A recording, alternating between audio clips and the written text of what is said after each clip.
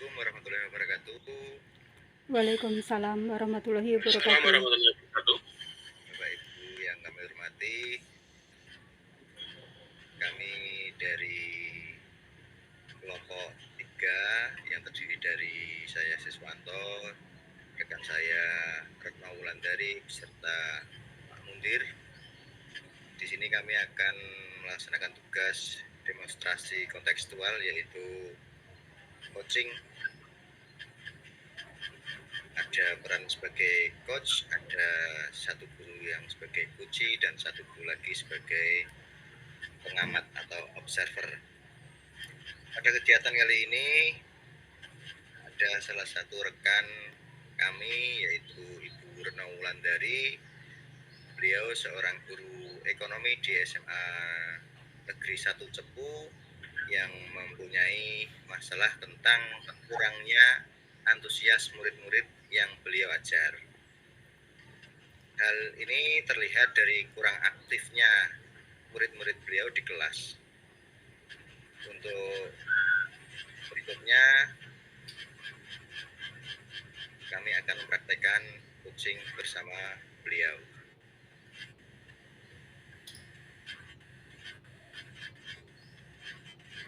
Assalamualaikum Bu Retno. Waalaikumsalam warahmatullahi wabarakatuh, Pak Sis. Selamat. Alhamdulillah, bagaimana kabarnya Bu? Alhamdulillah, baik Pak Sis. Begini Pak Sis, bolehkah saya meminta waktunya Pak Sis? Bisa Bu? Saya mau sedikit bercerita tentang apa yang saya rasakan akhir-akhir ini di kelas saya, Pak Sis. Oh gitu. Baik Bu Retno. Ini kira-kira Bu Retno mau bercerita tentang apa ini?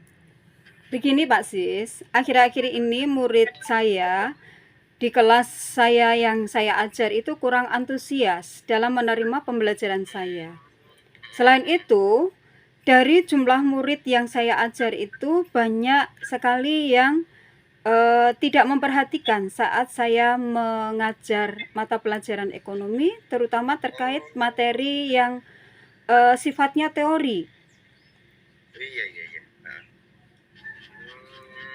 ini sebelum kita lanjutkan percakapan ini, Ge. Iya, Pak Sis. Untuk selanjutnya, menurut Bu Retno, itu dalam percakapan ini kira-kira apa yang Bu Retno harapkan? Saya sangat mengharapkan adanya solusi atau atas permasalahan yang saya hadapi, Pak. Terutama terkait antusiasnya anak-anak di dalam mengikuti pelajaran saya, Pak.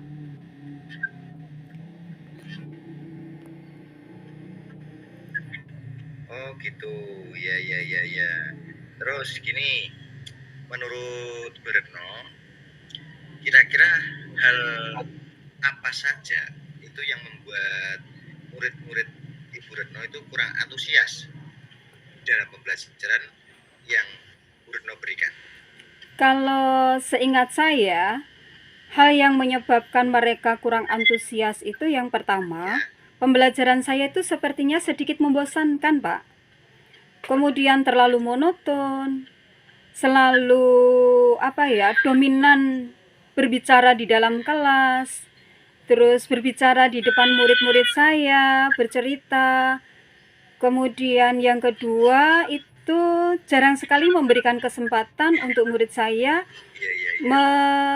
menyampaikan pendapat atau aktif berbicara pada pembelajaran saya. Jadi seolah-olah itu saya mendominasi di dalam pembelajaran itu, Pak Sis.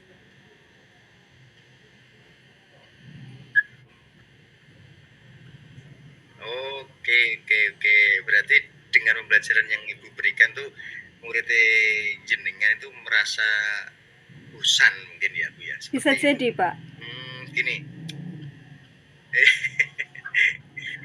Ini terus menurut Bu Retno kira-kira apa saja yang dapat membuat murid Bu Retno itu antusias kembali atau mempunyai minat belajar kembali? Mungkin menurut saya mereka itu menginginkan pembelajaran yang asik mungkin ya. karena berangkat jam 7 kemudian pulangnya setengah 4 sehingga dia merasa jenuh atau merasa lelah, sehingga ingin mendapatkan pembelajaran yang asik, tidak monoton, dan juga otomatis tidak membosankan itu tadi, Pak. Ya, ya, ya, ya, betul sekali, betul sekali. Jadi mungkin dengan pembelajaran yang sedikit menyenangkan itu bisa membantu membantu minat anak, membantu antusias anak untuk mengikuti pembelajaran ya. Betul, betul, betul. Saya sependapat dengan Ibu. Terus menurut pendapat Ibu itu hal apa saja yang sekiranya bisa membuat murid-murid itu asik, tidak bosan pada pembelajaran, Bu Retno? Menurut saya pembelajaran, ya mungkin menurut saya pembelajaran yang harus berpusat pada murid ya Pak, seperti di dalam filosofi KHD itu sendiri, sehingga murid diminta untuk lebih aktif itu nggih. Terus di dalam pembelajaran, kemudian ada ice breaking mungkin yang sering kita lakukan saat lokakarya itu ya Pak ya. Kemudian adanya game supaya pembelajaran juga lebih menarik bagi siswa sehingga mereka tidak ngantuk atau bosan itu, sehingga menumbuhkan antusiasnya mereka di dalam pembelajaran. Mungkin begitu ya Pak? Iya Bu, betul sekali. Dengan adanya ice breaking sebelum pembelajaran atau di tengah-tengah pembelajaran, atau kita selipkan dengan games yang seru, jadi anak-anak lebih antusias gitu Bu. Terus ini mengenai tugas yang diberikan kepada murid-murid Ibu, itu kira-kira penyebabnya apa sehingga murid-murid itu kurang antusias dalam pengumpulan tugasnya? Kemungkinan tugas yang saya berikan itu banyak berisi pertanyaan karena memang di sini materi yang dibahas adalah teori terkait dengan pertumbuhan ekonomi. Hitungannya sedikit sekali. Kalau saat materi hitungan itu antusiasnya tinggi, tetapi saat teori mereka merasa jenuh gitu, Pak. Terus mungkin juga ya di dalam tugas di sini tanpa saya memberikan sumber yang beragam mungkin ya, karena saya juga melarang untuk anak membuka HP saat pembelajaran itu sehingga mereka seolah-olah juga tidak mau mikir itu Pak, mungkin sehingga tidak mengasihkan juga nggih. Jadi anak merasa bosan gitu ya? Nggih, iya betul ya. Ini kalau saya boleh tahu Bu ya, kalau saya boleh tahu, Bu Retno itu menggunakan sumber belajar apa waktu mengajar di kelas? Saya biasanya menggunakan buku yang dari perpustakaan Pak, yang buku dari pemerintah itu gitu. Oh gini, adakah sumber lain Bu selain buku teks yang Ibu gunakan? Sebenarnya banyak sumber belajar seperti video, YouTube, artikel di blog itu, atau mungkin tulisan ilmiah di internet, atau bisa juga menggunakan aplikasi mungkin ya Pak, yang sedang trend sekarang, seperti TikTok atau mungkin lewat IG.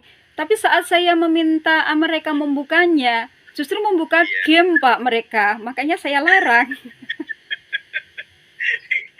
Gitu, jadi anak-anak kalau atau menggunakan alat pembelajaran seperti apa tadi malah membuka game gitu. Iya betul Pak, malah buka yang lainnya, bukan membuka materi TikTok tapi mereka bermain TikTok malah.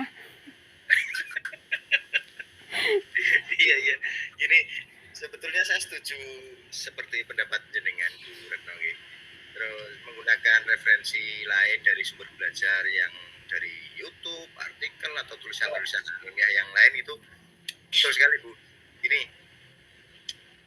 saya yakin sekali jika Bu Retno menggunakan media sumber belajar yang lain itu seperti yang jenengan sebutkan tadi, itu anak-anak itu bisa membuat anak-anak lebih antusias dalam pembelajaran ya. Sekarang gini, coba jenengan Bu Retno pikirkan dulu rencana ibu untuk menyelesaikan masalah Bu Retno ini kira-kira bagaimana? Saya akan mencoba pertama merancang pembelajaran yang mengasihkan dengan menggunakan sumber belajar yang beragam ya Pak. Seperti video, YouTube, dan mungkin TikTok yang disukai oleh anak SMA. Kemudian yang kedua, saya akan memberi tugas tidak terlalu banyak. Tapi bentuk tugasnya itu sesuai dengan minat dan bakat siswa. Mungkin anak pengen keluar untuk mengerjakan, maka saya izinkan. Mungkin begitu ya Pak. Dan istilahnya saya akan melaksanakan pembelajaran diferensiasi terutama. Sehingga murid tidak terkesan dipaksa, kemudian mereka memang senang mengerjakan tugas itu, misalkan menggunakan bentuk drama, kemudian lagu, puisi, bisa juga pantun seperti yang diminta fasil kita itu ya Pak. Yang kelemahan saya itu, kemudian menggunakan laporan digital, mungkin saat mereka nanti presentasi ya Pak.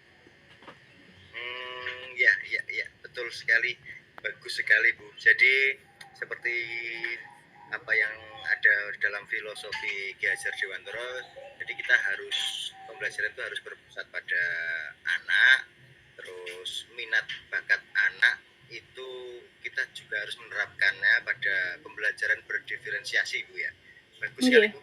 Rencananya jenengan mudah-mudahan berhasil. Amin. Terus berikutnya gini, komitmen apa yang Ibu rencanakan pada rencana pembelajaran yang akan jenengan laksanakan? Komitmennya apa? Saya akan berkomitmen untuk selalu membuat rencana pembelajaran yang mengasihkan, mungkin menggunakan banyak sumber tadi untuk eksplorasi materi sehingga murid saya dapat menjalankan merdeka belajar.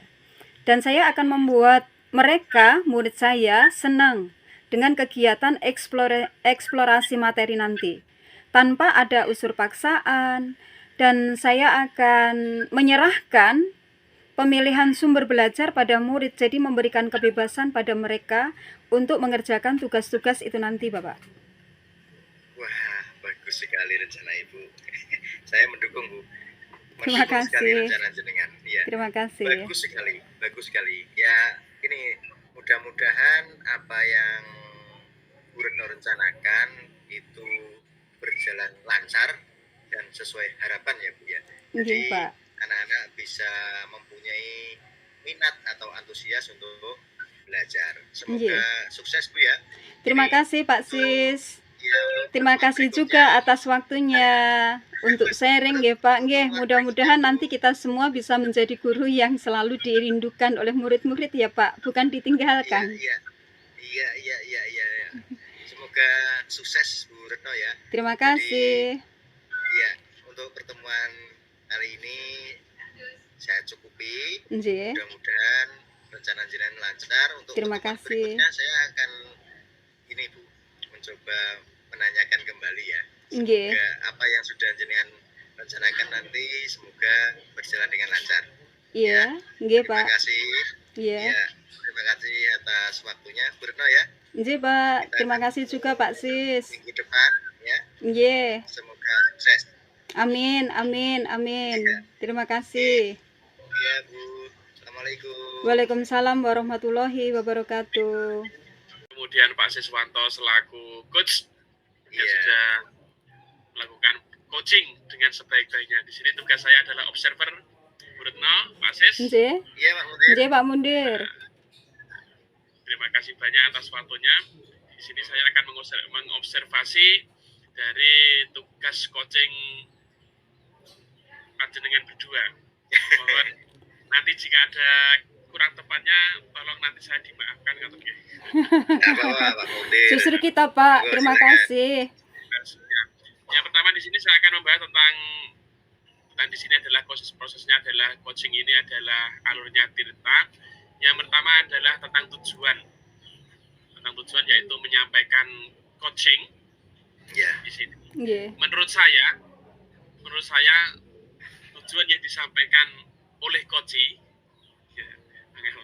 di sini sudah sangat jelas, yaitu ingin mencari solusi atas permasalahan yang dihadapi tentang penurunan antusiasme murid dalam pembelajaran. Betul Bu Retno ya? Betul Pak Mundir, leres. Nah, itu yang dari untuk coaching. Kemudian yang kedua, pertanyaan yang kedua, ini yang saya tangkap tadi tentang alur cerita yang I.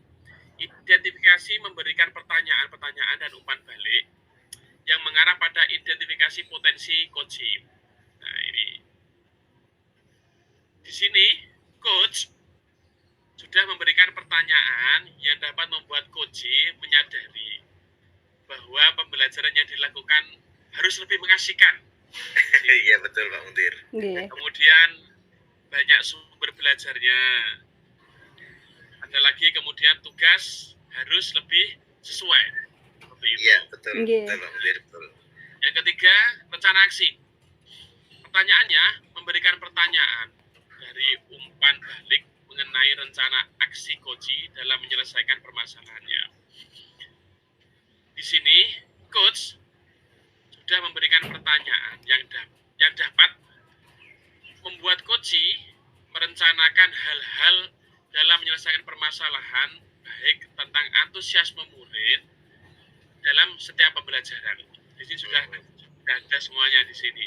Kemudian pertanyaan yang terakhir, cara tanggung jawabnya, pertanyaannya adalah memberikan pertanyaan-pertanyaan dan umpan balik mengenai komitmen coach dalam menjalankan rencana aksinya.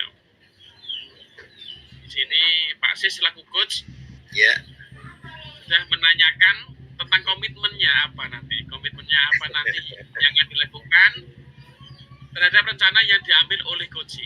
Jadi sudah saya tangkap tadi di sini Pak Sis sudah memberikan pertanyaannya. Kemudian dan ternyata di sini Pak Sis sudah membuat coach menjadi yakin. Coachnya di sini sudah yakin Pak Sis, terima kasih sudah meyakinkan coach. Iya Pak Muntir, sama-sama. Betul. Tentang keputusan dalam solusi yang diambil. Wah, terima kasih, tepuk tangan untuk semuanya. Ya, oke, itu adalah observasi dari saya. Nggih, Pak Mundir. Dan bila ada yang kurang tepat, saya mohon maaf sebesar-besarnya. Saya akhiri, Assalamualaikum warahmatullahi wabarakatuh. Waalaikumsalam warahmatullahi wabarakatuh. Terima Bapak kasih. Ibu, demikian tugas coaching untuk kali ini. Mohon maaf jika ada salah. Kami akhiri. Wassalamualaikum warahmatullahi wabarakatuh. Waalaikumsalam warahmatullahi wabarakatuh. Terima kasih.